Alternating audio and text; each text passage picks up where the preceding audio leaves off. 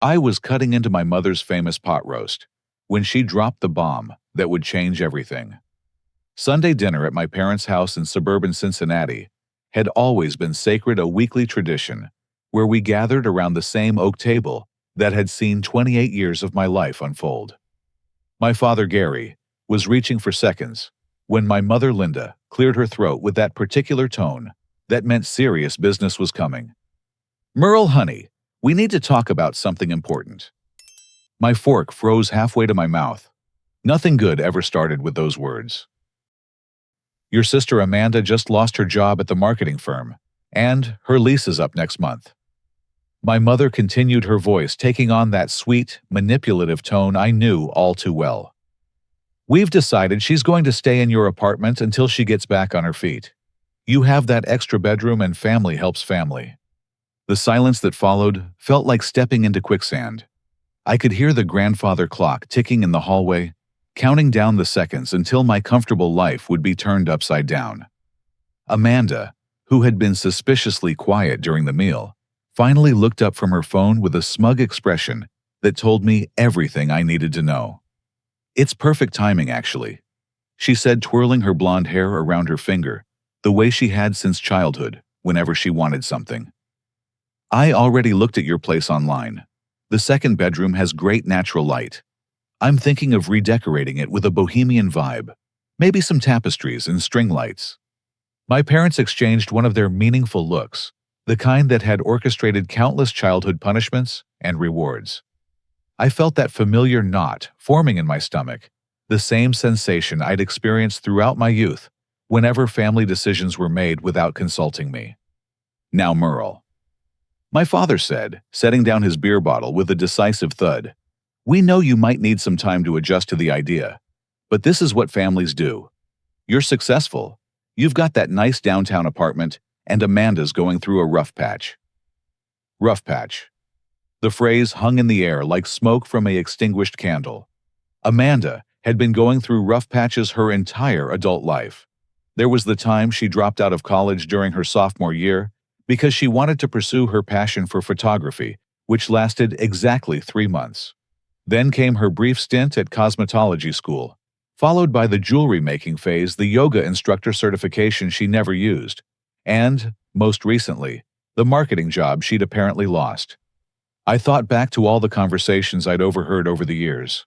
Phone calls where my parents discussed Amanda's latest crisis in hushed tones, followed by checks being written and problems being solved with money.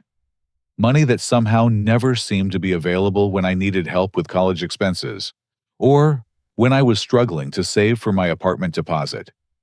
"How long are we talking about?" I managed to ask, my voice steadier than I felt.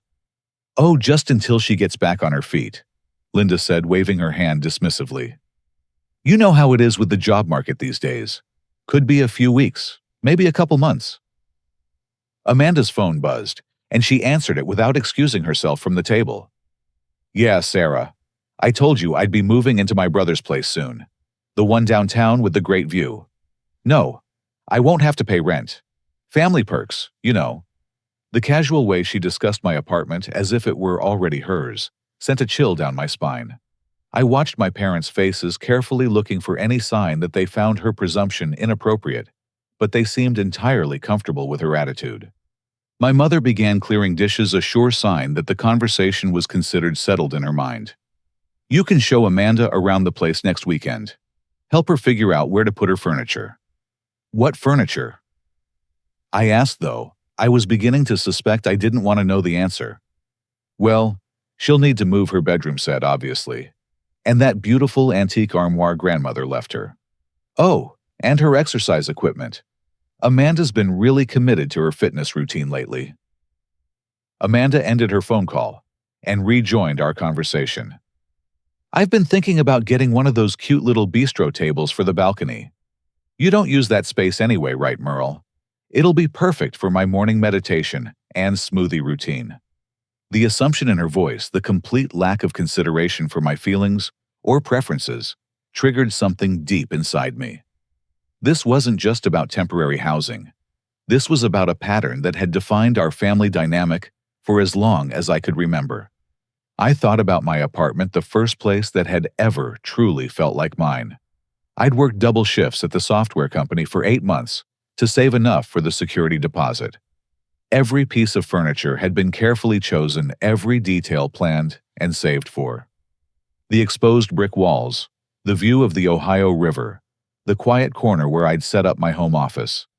It represented independence I'd fought hard to achieve. Maybe we should discuss some ground rules, I suggested carefully.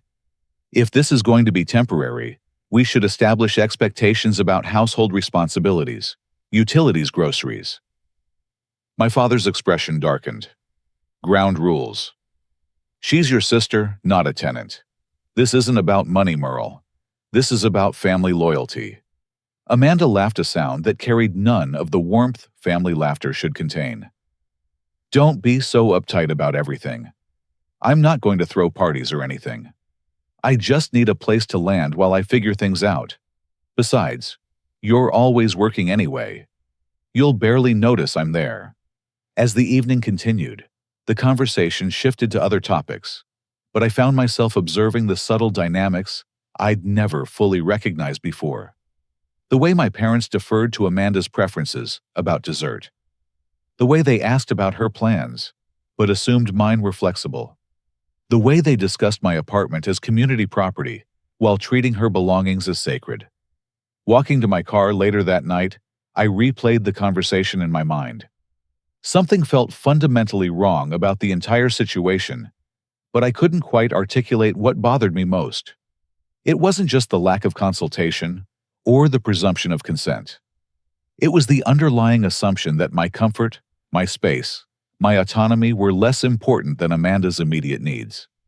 The drive back to my apartment took me through the heart of downtown Cincinnati, past the Fountain Square where young professionals grabbed coffee on their way to work, past the renovation projects that had transformed old warehouses into trendy lofts.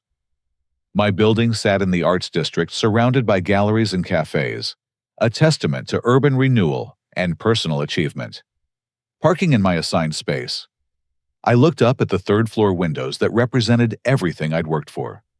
Tomorrow would bring new challenges, but tonight, for the last time in what might be months, my home was still mine alone. The next morning brought an email from Amanda with the subject line, "Moving Day Plans." The exclamation point felt like a dagger. Inside, she'd created a detailed timeline for her move, complete with color-coded schedules and a list of items she planned to bring. The list was extensive: bedroom furniture, exercise equipment, kitchen appliances, decorative items, and something called a meditation corner setup. Reading through her cheerful descriptions of how she planned to rearrange my living space, I felt a growing sense of unease that went beyond simple annoyance.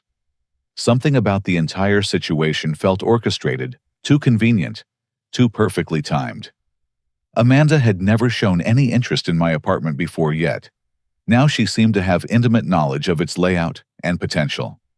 Curiosity led me to check her social media accounts.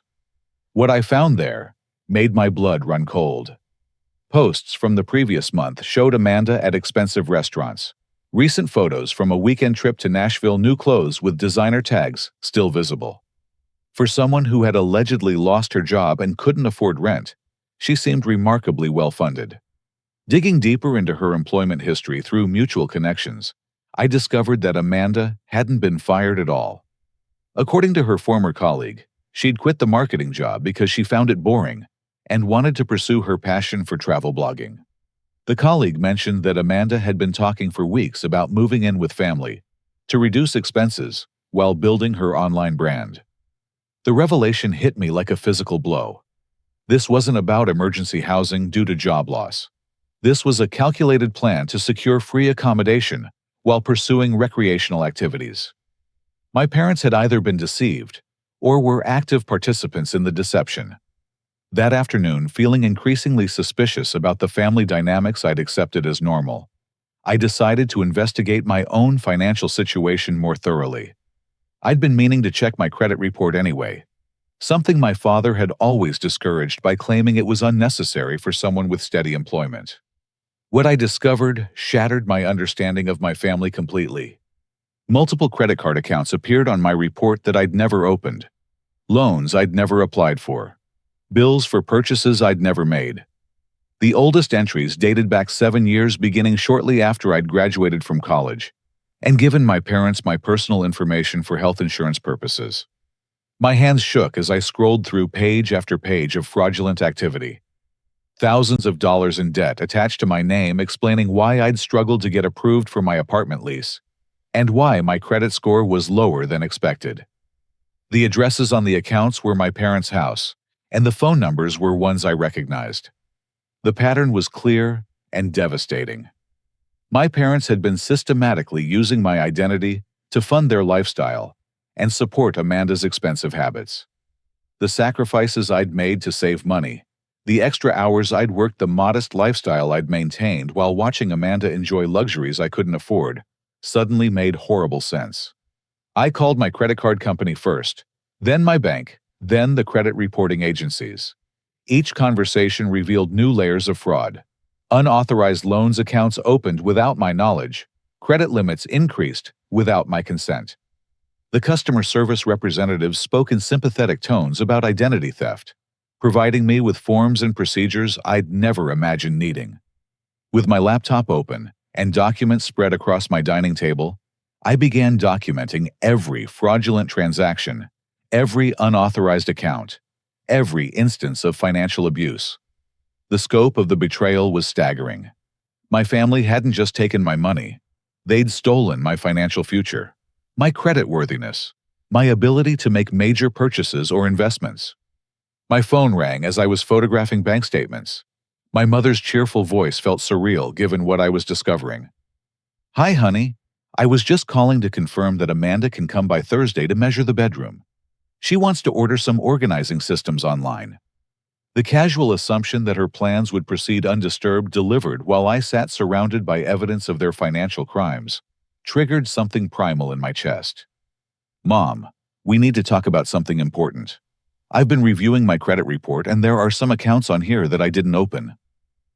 The silence that followed lasted longer than any genuine confusion should have. When she finally spoke, her voice carried a defensive edge that confirmed my worst suspicions. "Oh, honey, you know how these credit reporting companies make mistakes sometimes. Your father and I have helped you with a few things over the years when you were in school. Sometimes, family finances get a little mixed up." Mixed up. The euphemism was breathtaking in its audacity. "These accounts show thousands of dollars in charges, Mom. Shopping, restaurants, travel expenses. This isn't about helping me with school costs." Now, Merle, you're getting yourself worked up over nothing. Family is family. We've always shared resources when needed. When you were growing up, we paid for everything. This is just how families handle finances. The gaslighting was so smooth, so practiced, that I almost questioned my own understanding of the situation. But the evidence was spread across my table in black and white, undeniable and documented. And Amanda knowing about these accounts. Another pause. "Your sister has nothing to do with this. She's going through a difficult time, and instead of supporting her, you're trying to create family drama over paperwork." After hanging up, I sat in my apartment, looking at the city skyline through my windows. Everything I'd believed about my family, about their support and love, had been a carefully constructed illusion, designed to keep me compliant and exploitable. My phone buzzed with a text from Amanda. "Can't wait to move in, already ordered new curtains for my room. You're going to love how I brighten the place up." The casual entitlement, the complete disregard for my consent, the assumption that my space was hers to redesign, now made perfect sense. This was a family that had been taking whatever they wanted from me for years, hidden behind the language of love and obligation. I looked around my apartment with new eyes. This space represented more than just independence. It was my last refuge from a family that had been systematically exploiting me. The question was no longer whether I would allow Amanda to move in. The question was how I would protect myself from people who viewed my success as their resource and my boundaries as obstacles to overcome. Tuesday morning brought an unexpected conversation that revealed just how extensively my family had been interfering in my life. I arrived at the software development company, where I'd worked for 3 years, expecting a normal day of coding and meetings. Instead, my manager Derek approached my desk with an expression I couldn't quite read. "Hey Merle, can we talk in the conference room for a minute?" Derek was typically direct and professional, so his hesitant tone immediately put me on alert. We walked to the small conference room overlooking the parking lot, and he closed the door behind us. "I probably should have mentioned this earlier, but I've been getting some unusual calls about you. Your parents have been reaching out to HR and management expressing concerns about your stress levels and mental health." The words hit me like a physical blow. "What kind of concerns?" "They suggested you might be dealing with some personal issues that could affect your work performance. Your mother called twice last week, asking about your salary and benefits package. She said something about needing to understand your financial situation to help plan family support systems." I felt my face flush with embarrassment and anger. The invasion of privacy was staggering, but the manipulation was even worse. My parents weren't just stealing my money. They were actively trying to control my professional life. "Derek, I need you to know that I never authorized them to contact my workplace. Whatever they told you, it's not accurate." He leaned back in his chair, studying my face carefully. "I figured something was off when your father called yesterday, asking about our company's policy on garnishing wages for family support. He wanted to know if we could automatically deduct money from your paycheck to send to family members in crisis situations." The audacity was breathtaking. They weren't just planning to move Amanda into my apartment. They were trying to establish systems to automatically extract money from my earnings. The scope of their long-term planning suggested this went far beyond helping Amanda through a temporary rough patch. "There's more," Derek continued. "I checked with HR, and someone has been calling regularly, asking about your performance reviews, your advancement potential, even your schedule. They claim to be your family emergency contacts, but the calls felt more like surveillance than legitimate concern." I thought about all the times over the past year when I'd felt like my privacy was being violated. Coworkers making comments about my family situation that seemed oddly specific. Questions about my weekend plans that felt invasive. My parents knowing details about my work schedule that I'd never shared. They also asked HR about our employee assistance programs. Specifically, they wanted to know if we provided financial counseling or family support services. Your mother suggested you might benefit from having someone help manage your finances. The pattern was becoming clear. My parents weren't just stealing from me. They were building a case for their right to control my financial life. They were positioning themselves as concerned family members, trying to help someone who was incapable of managing his own affairs. "Derek, I need to update my emergency contact information immediately. My parents don't have permission to make inquiries about my employment or discuss my personal business with anyone here." "Already taken care of," he said, sliding a form across the table. "I suspected something wasn't right when your mother started asking very specific questions about your salary range. HR flagged it as unusual behavior." After updating my employee information and adding strict privacy restrictions to my file, I walked back to my desk, feeling exposed and vulnerable. How many other areas of my life had my parents infiltrated? Who else had they contacted claiming to represent my interests? The answer came sooner than expected. During my lunch break, I received a call from the leasing office of my apartment complex. The property manager, Jennifer, had a question about recent inquiries they'd received. "Hi, Merle. We've had several calls over the past few weeks from people claiming to represent your family. They were asking about adding additional tenants to your lease and inquiring about our policies regarding family members moving in." My stomach dropped. "What kind of questions specifically?" "They wanted to know if we required background checks for family members, whether there were fees for additional occupants, and how our rent payment systems work. Someone also asked about package delivery procedures and mailbox access for multiple residents." The level of detailed planning was astounding. While I'd been viewing Amanda's impending move as a temporary inconvenience, my family had been researching every aspect of the logistics. They'd been preparing for this move long before the Sunday dinner announcement. Jennifer, I want to be clear that I haven't authorized anyone to make these inquiries on my behalf. If anyone calls claiming to represent me, please direct them to contact me directly. Actually, there's something else you should know. We received a call yesterday from someone claiming to be your sister. She wanted to know about getting her own key made and asked about our policies regarding guests who stay longer than 30 days. Amanda wasn't just planning to move in. She was planning to establish legal residency. The 30-day question suggested she understood tenant rights laws and was positioning herself to claim legal protections that would make removing her much more difficult. That afternoon, I decided to call my college roommate Jake, who now worked as a paralegal, specializing in tenant rights and family law. If my family was playing legal games, I needed professional advice about my options. Jake listened to my story with the detached professionalism that came from years of handling family disputes. When I finished, he was quiet for a long moment. Merle, what you're describing sounds like a coordinated campaign of financial abuse and harassment. The credit fraud alone is serious enough for criminal charges, but the employment interference and housing manipulation suggest a pattern of control that goes beyond simple money problems. What are my options? More than you might think. First, we need to document everything they've done and are planning to do. Every phone call, every financial transaction, every attempt to interfere with your independence. Then, we need to establish clear legal boundaries that protect you from further manipulation. Jake explained that family financial abuse was increasingly recognized as a serious crime, particularly when it involved identity theft and credit fraud. The employment interference could be considered harassment, and the housing situation could be addressed through tenant rights protections. But here's the thing, Merle.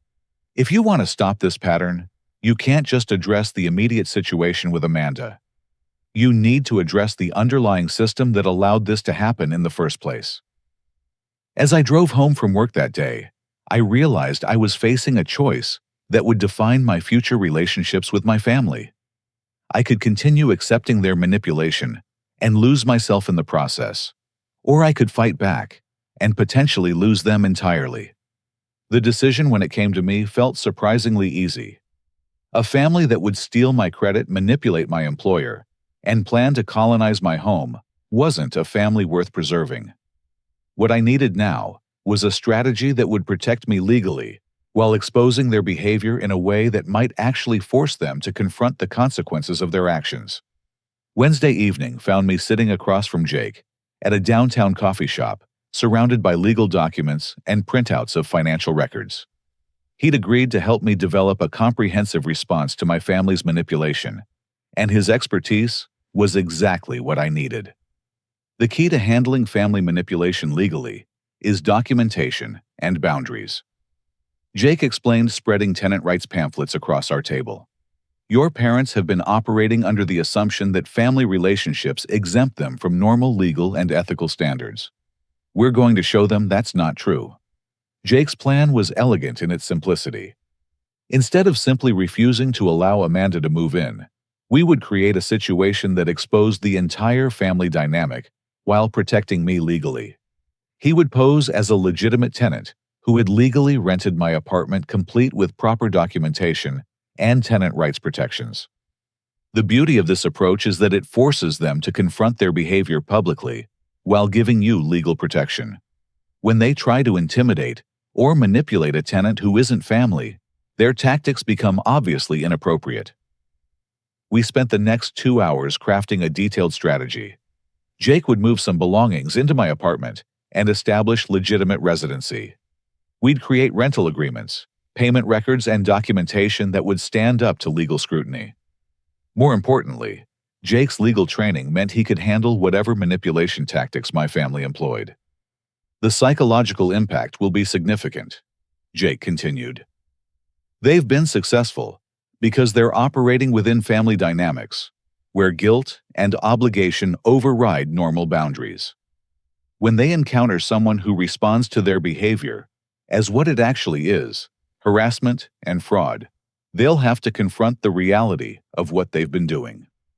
Thursday morning, I called my parents to inform them of a change in my housing situation. I kept the conversation brief and factual. I need to let you know that my living situation has changed. I've decided to rent out the second bedroom to help with expenses. The tenant is already moved in, so Amanda will need to make alternative arrangements. The explosion was immediate and intense. What do you mean you rented it out? My mother's voice climbed several octaves. We told you Amanda was moving in this weekend. You can't just change the plan without discussing it with family. Actually, I can. It's my apartment, and I can rent to whoever I choose. The lease is already signed. My father grabbed the phone. This is ridiculous, Merle. Family comes first. You can break whatever agreement you made with some stranger. Amanda is your sister. The rental agreement is legally binding. I can't break it without facing legal consequences. I could hear them conferring in hushed, angry tones. When my mother returned to the phone, her voice carried a threatening edge I'd never heard before. Well, we'll see about that. We're coming over Saturday with Amanda's things as planned. We'll work this out in person. That's your choice, but the tenant has full legal rights to the apartment. You'll need to deal with him directly if you have any issues. The conversation ended with my father muttering something about ungrateful children and family loyalty. I felt a mixture of anxiety and relief. The game was set in motion, and there was no turning back. Friday evening, Jake moved his belongings into the apartment. We established clear documentation of his tenancy, including rental payments, utility arrangements, and lease agreements. Jake's legal background meant every detail was properly executed and would withstand scrutiny. Remember, Jake said, as we reviewed the plan one final time, I'm not trying to humiliate your family. I'm trying to show them how their behavior looks to someone outside the family dynamic. Sometimes people need to see their actions through neutral eyes before they can recognize the problems. We set up discreet recording equipment to document whatever confrontation was coming. Jake assured me that recording on my own property with proper notification was legal and might be necessary if criminal charges needed to be filed. Saturday morning, I positioned myself at a nearby coffee shop with a view of my apartment building. Jake would handle the initial confrontation alone, responding as any reasonable tenant would to aggressive strangers trying to force their way into his home. I had my phone ready to call police if the situation escalated beyond verbal conflict. At exactly 10:30, I saw my father's pickup truck pull into the parking lot, followed by a rental moving truck. Amanda jumped out of the passenger seat, her arms full of decorative pillows and organizational supplies. She looked excited, chattering animatedly with my parents as they surveyed the building. My phone was set to record everything through a connection to the security system Jake had temporarily installed. Whatever happened next would be documented thoroughly, providing evidence for any legal action that might be necessary. Watching my family approach my building loaded down with Amanda's belongings and confident in their plan, I felt a complex mixture of emotions. Part of me felt guilty for the deception, but a larger part felt empowered by finally taking control of a situation that had spiraled beyond reasonable boundaries. The real test was about to begin. Would they recognize their behavior as inappropriate when confronted by someone who wasn't bound by family guilt and obligation? Would they realize that what they'd been calling family support was actually systematic exploitation? As I watched them disappear into my building, I realized this confrontation was about more than just preventing Amanda from moving in. It was about establishing my right to exist as an independent adult, free from manipulation and financial abuse. It was about discovering whether my family could learn to respect boundaries, or whether they were fundamentally committed to a dynamic that required my submission to their wants and needs. The next few hours would determine not just where Amanda would live, but whether my family relationships could be salvaged, or whether I would need to accept that protecting myself meant losing them entirely. The sound of angry voices echoing from the apartment building reached me even through the coffee shop's windows. I watched as other tenants peered out curiously from their balconies, drawn by the commotion coming from my third-floor unit. My phone buzzed with a text from Jake. They're here. This is going exactly as predicted. Through the building's security app, I could hear everything unfolding in real time. My father's voice boomed through the hallway as they reached my door. This is our son's apartment. We have a key, and we're moving our daughter in today. I heard the sound of the key turning in the lock, then my mother's cheerful voice calling out, "Merle, honey, we're here with Amanda's things." What followed was Jake's calm professional response. "Good morning. I'm Jake Morrison, and I rent this apartment. Can I help you with something?" The silence that followed lasted several seconds. I could imagine my family's confusion as they tried to process this unexpected development. Amanda's voice came next sharp with indignation. "Who are you? Where's my brother? This is supposed to be my new room." "I'm the tenant here," Jake replied evenly. "I have a legal lease agreement for this space. If you're looking for someone specific, I'd suggest calling them directly, rather than using a key to enter someone else's residence." My father's voice escalated quickly. "Now look here, son. This is a family matter. My daughter needs a place to stay, and this is her brother's apartment. Whatever arrangement you think you have, family comes first. Actually, sir, tenant rights come first. This is my legal residence, and you're currently trespassing. I'm happy to provide documentation of my rental agreement if you'd like to verify my right to be here." Through the app, I could hear papers rustling as Jake produced the lease agreement we'd prepared. The legal language and official appearance of the documents would be convincing to anyone not familiar with the intricacies of rental law. My mother's voice took on her most persuasive tone. "Surely we can work something out. This is a family emergency situation. Amanda has nowhere else to go, and we were told she could stay here. Ma'am, I understand this might be inconvenient for you, but emergency situations don't override legal contracts. If someone told you your daughter could stay here without consulting the actual tenant, they gave you incorrect information." Amanda's response was explosive. "This is ridiculous. Merle never said anything about a roommate. He's probably hiding in his bedroom like a coward trying to avoid taking responsibility for his family. I can assure you that I'm the only resident of this apartment. If you need to contact someone named Merle, I suggest calling them directly." The conversation continued for nearly 20 minutes with my family cycling through various manipulation tactics that had probably worked for years within family contexts. They tried emotional appeals, veiled threats, guilt trips, and attempts at intimidation. Jake responded to each approach with calm professionalism, treating their behavior as what it actually was: harassment from strangers attempting to force their way into someone's home. The turning point came when my father's frustration boiled over into threats. "Look, I don't know what kind of scam you're running here, but you're going to pack your stuff and get out. My daughter is moving in today, and that's final." Jake's response was crisp and clear. "Sir, you're now threatening a legal tenant in his own home. I'm going to need you to leave immediately, or I'll be forced to call the police." "You can't call the police on family." "You're not my family, and you're trespassing in my residence while making threats.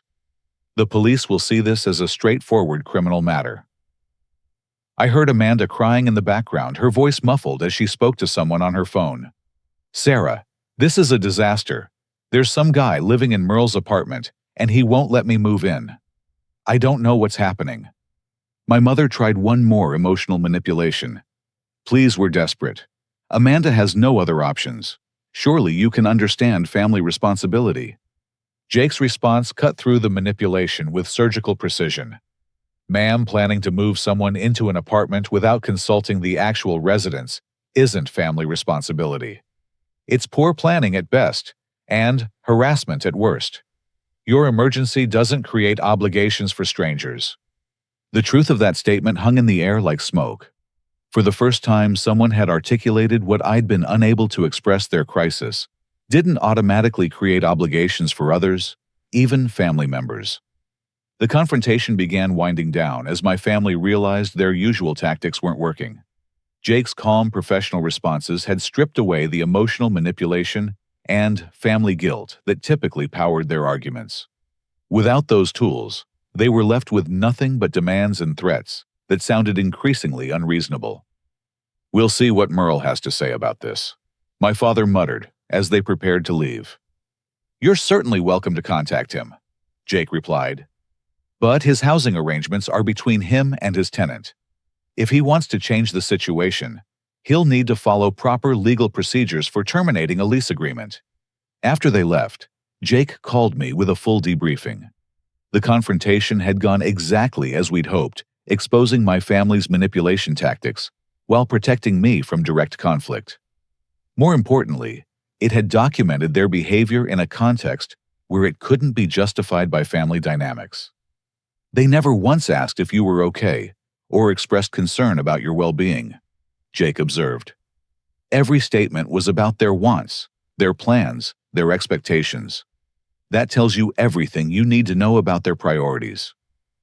As I walked back toward my building, I saw my family loading Amanda's belongings back into the moving truck. Amanda was crying openly, while my parents argued with each other in hushed, angry tones.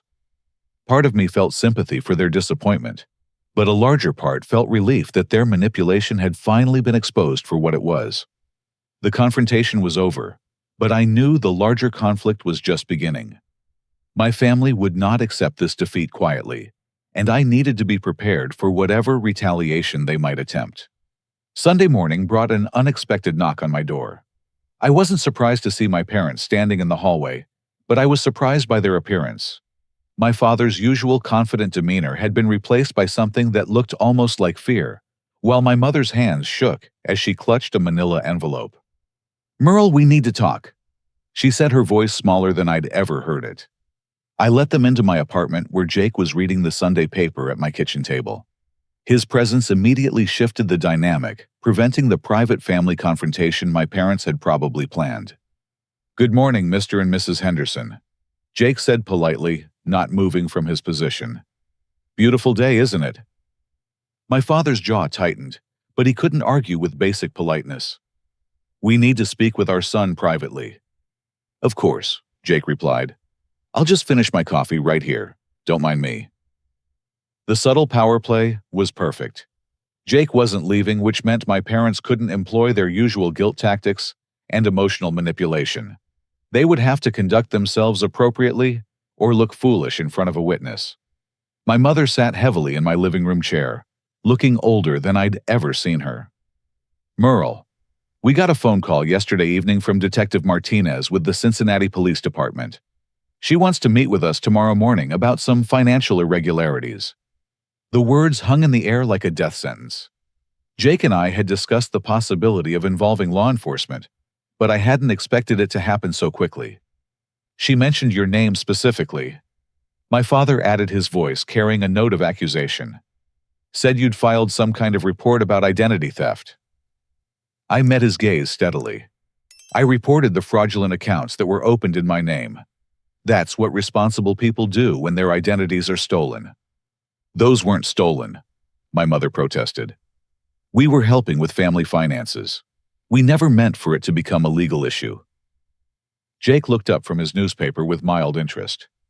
"Identity theft is defined as using someone else's personal information without permission to obtain financial services.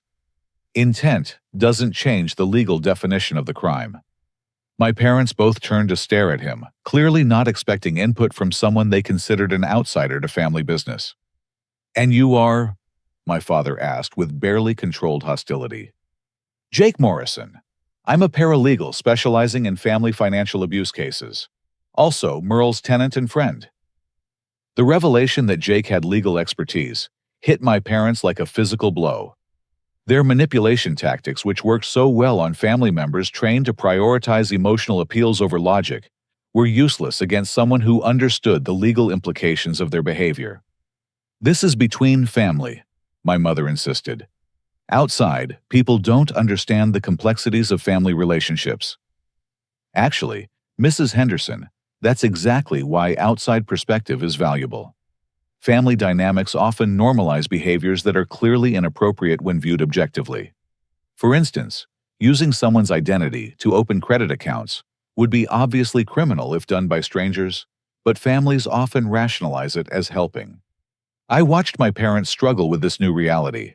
For years, They'd been able to control narratives by keeping conflicts within family boundaries, where emotional manipulation overruled logical analysis. Jake's presence forced them to defend their actions on their actual merits rather than family loyalty. "What do you want from us?" my father finally asked, directing the question to me.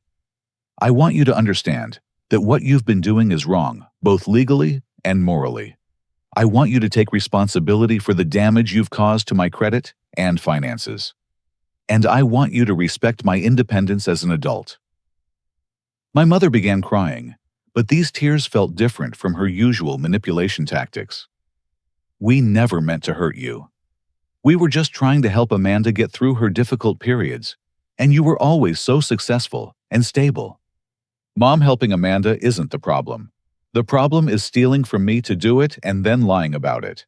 The problem is treating my success as a family resource instead of recognizing it as the result of my hard work."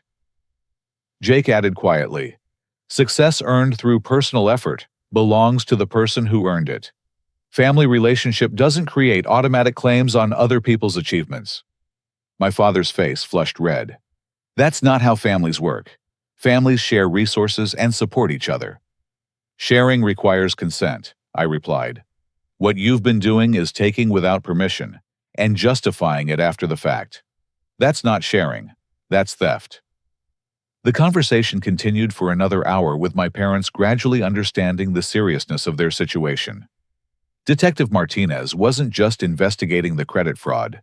She was looking at a pattern of financial abuse that could result in felony charges. Amanda's unemployment fraud had also come to light, adding another layer of legal complexity. "What happens now?" my mother asked finally. Jake answered before I could. "Detective Martinez will interview everyone involved to determine whether criminal charges are appropriate. The district attorney's office will review the evidence and decide how to proceed. Restitution will definitely be required, and depending on the scope of the fraud, jail time is possible." My parents left that afternoon looking defeated and scared. Part of me felt sympathy for them, but I also felt relief that the truth was finally being acknowledged.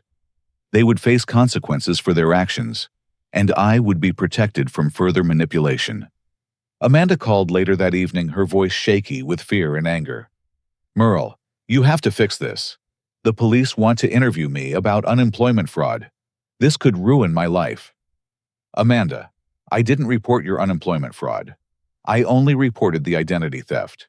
If you committed welfare fraud, that's your responsibility to address." "But we're family. You can't let them prosecute your own sister." "I'm not letting them do anything. I'm not preventing them from doing anything.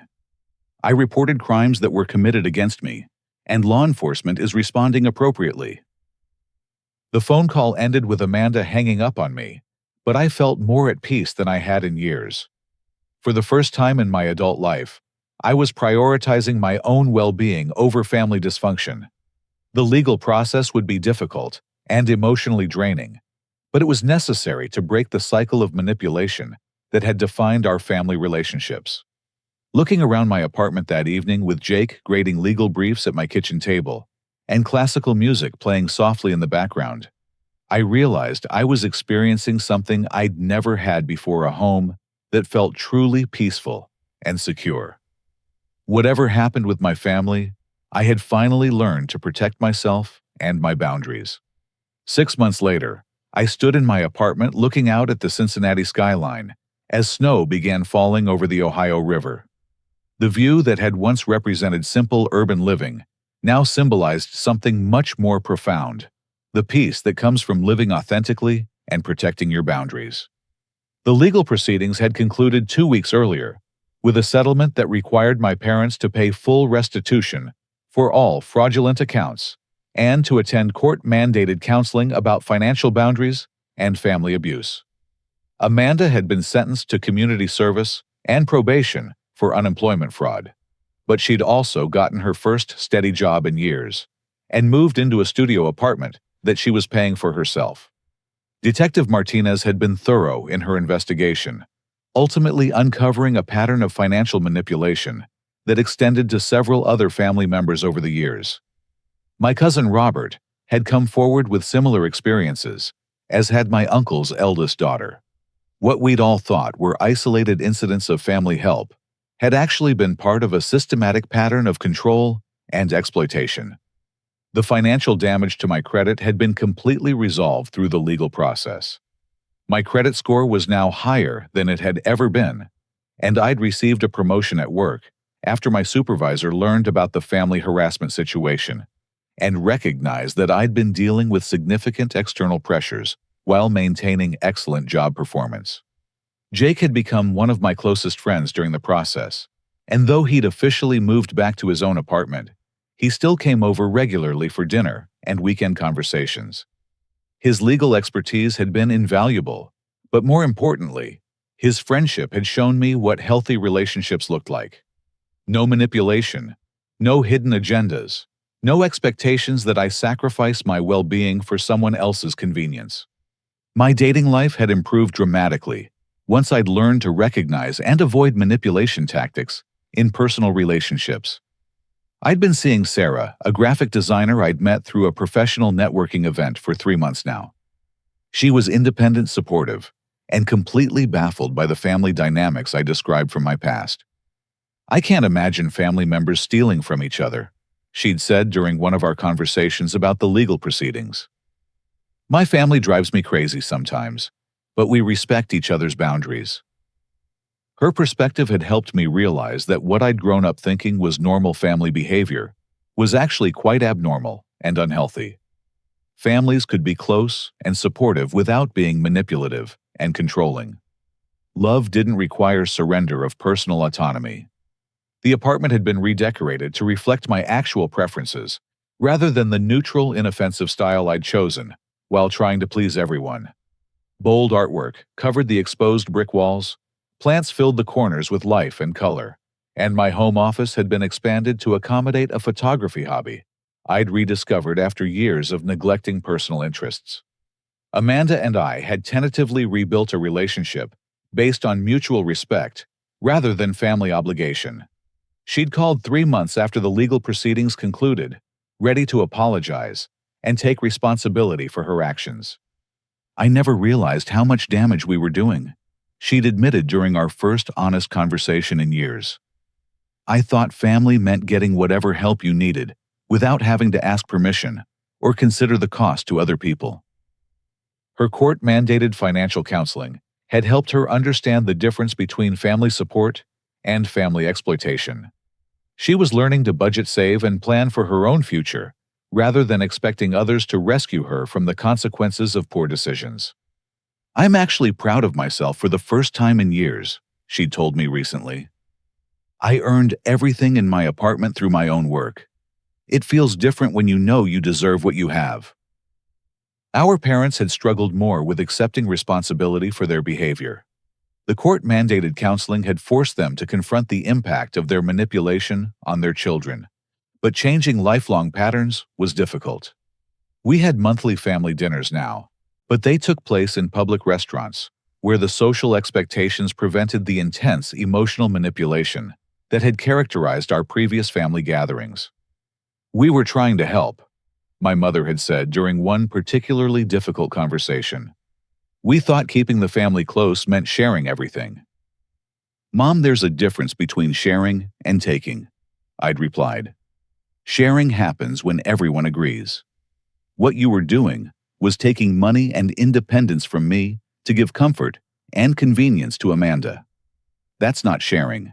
That's redistribution without consent." The counselor had helped them understand that their behavior had actually damaged Amanda's development as much as it had harmed me. By constantly rescuing her from consequences and funding her lifestyle through stolen money, they'd prevented her from learning the life skills she needed to be successful and independent. My father's adjustment had been particularly difficult because his identity was so wrapped up in being the family provider and decision-maker. Learning to respect his children's autonomy, rather than treating them as extensions of his will, required fundamental changes in how he viewed relationships and family structure. "I keep wanting to give advice and fix problems," he'd admitted during a recent conversation. It's hard to step back and let you both make your own decisions even when I think you're making mistakes. Dad, making mistakes is how people learn. When you prevent us from experiencing consequences, you prevent us from developing judgment and wisdom. The therapy process had revealed that my parents' manipulation had roots in their own childhood experiences with overbearing, controlling parents. Breaking generational patterns of family dysfunction required conscious effort and professional guidance. But the improvements in our relationships were worth the difficult work. Jake had been right about the importance of establishing clear boundaries. Once I'd learned to protect my autonomy and financial independence, my relationships with everyone improved. People respected me more when I required respect, and those who couldn't accept boundaries naturally filtered themselves out of my life. My professional life had flourished once I was free from family financial stress and workplace harassment. The promotion had come with a significant salary increase and the opportunity to work on more challenging projects. My supervisor had specifically mentioned that my ability to handle stress and maintain focus during difficult personal circumstances had demonstrated leadership potential. Merle's shown us that he can perform at a high level even when dealing with complex personal challenges, Derek had said during my performance review. That's exactly the kind of resilience we need in senior positions. The volunteer work I'd begun with organizations helping people escape financial abuse had become one of the most rewarding aspects of my life. Speaking with others who had experienced similar family manipulation helped me understand that my experience wasn't unique and that recovery was possible for anyone willing to prioritize their own well-being. The hardest part is accepting that love shouldn't hurt, I'd told a support group recently. Real love supports your growth and independence. Manipulation disguised as love actually prevents you from becoming the person you're meant to be. The holiday season that year was the first in my memory that felt genuinely peaceful. Instead of dreading family gatherings filled with guilt, manipulation, and financial stress, I looked forward to celebrations that were voluntary and enjoyable. We'd established new traditions based on mutual respect rather than obligation. Amanda hosted Thanksgiving in her new apartment, proudly serving a meal she'd planned and paid for herself. The pride in her voice as she talked about her budgeting and preparation was infectious. My parents attended as guests, contributing dishes and conversation without trying to control or direct the entire event. This feels like what family should be, Amanda had said as we cleaned dishes together after the meal. Everyone contributing what they can, everyone appreciated for who they are, rather than what they can provide for others. The experience of standing up to family manipulation had taught me lessons that extended far beyond family relationships. I'd learned to recognize manipulation tactics in professional situations, romantic relationships, and friendships. The confidence that came from successfully protecting my boundaries made every area of my life healthier and more authentic. Sarah and I had discussed the lessons I'd learned about healthy relationships, and she'd helped me understand what partnership looked like when both people maintained their independence while choosing to share their lives. The best relationships enhance who you already are, she'd observed. They don't require you to become someone else or sacrifice your own growth for someone else's comfort. As I prepared for bed that snowy evening, I reflected on the journey from family doormat to independent adult. The process had been painful and sometimes lonely, but it had been necessary for my own development and ultimately beneficial for everyone involved. My family had learned to respect boundaries and build healthier relationships. I'd learned to protect my autonomy while still maintaining meaningful connections. The legal consequences had been difficult, but had forced everyone to confront the reality of their behavior rather than hiding behind family loyalty justifications. Most importantly, I'd learned that setting boundaries wasn't cruel or selfish. It was necessary for healthy relationships and personal growth. People who truly loved and supported me respected my boundaries and appreciated my independence. Those who couldn't accept boundaries had revealed that their interest in me was based on what I could provide for them, rather than who I was as a person. Looking around my apartment one final time before turning off the lights, I felt a deep sense of gratitude for the security and peace that came from living authentically. The space reflected my actual personality and preferences, rather than trying to please everyone else. The relationships in my life were based on mutual respect, rather than obligation or manipulation. The young man who had sat silently at that family dinner 8 months earlier, accepting unreasonable demands without protest, seemed like a different person now. I'd learned that family should lift you up, not tear you down, and that protecting yourself from manipulation wasn't betraying family loyalty, but rather modeling healthy behavior for everyone involved. The snow continued falling outside my windows, covering the city in quiet beauty. Tomorrow would bring new challenges and opportunities, but I would face them as someone who had learned to value his own well-being alongside his concern for others. The most loving thing I could do for my family was refuse to enable their dysfunction and encourage them to develop healthier patterns of relating to others. Sometimes the most courageous act is simply saying no to people who have always expected yes. Sometimes the most loving response to manipulation is refusing to participate in it. And sometimes the best way to help people grow is to stop rescuing them from the consequences of their choices. As I drifted off to sleep in my peaceful, secure home, I realized that the greatest gift I'd given myself wasn't just protection from financial abuse or family manipulation. The greatest gift was learning that I deserved respect, kindness, and authentic relationships. That knowledge would guide every future decision and relationship, ensuring that I would never again accept treatment that diminished my worth or potential. The journey from victim to empowered adult had been challenging but transformative. By protecting my boundaries and refusing to accept manipulation as normal family behavior, I'd created space for everyone in my family to grow into healthier, more authentic versions of themselves. And that, I realized as sleep overcame me, was what real family love actually looked like: supporting each other's growth, rather than controlling each other's choices, and building relationships based on respect, rather than obligation. Have you ever found yourself in a situation where family loyalty conflicted with your own well-being? How did you handle it? And what did you learn about setting healthy boundaries with people you love? I'd love to hear your thoughts and experiences in the comments below. If this story resonated with you, please give it a like and share it with someone who might benefit from hearing about the importance of protecting personal boundaries.